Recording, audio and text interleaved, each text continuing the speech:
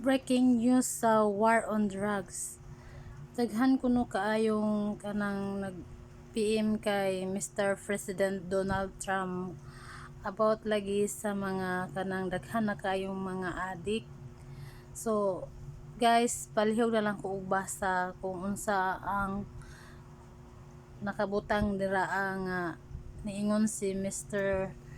Donald Trump na daghan kaayong mga tawo nga nag-PM sa iyaha kay may pudunta ni nga mabuhat na ni Sir Donald Trump para mahumana ang problema nato diri sa Pilipinas.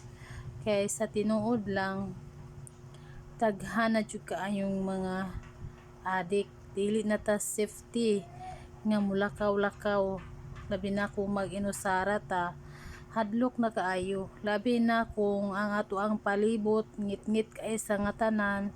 So hadlok jud kayo nga mulakaw ta nga kitara, kay grabe na jud kaayo, di balik ta gyud sila.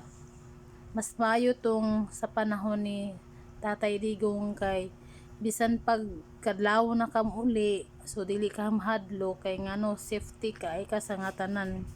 Kay nangapakgang na tong mga adik sa unang panahon katong siya pa ang nilingkod diri sa Pilipinas.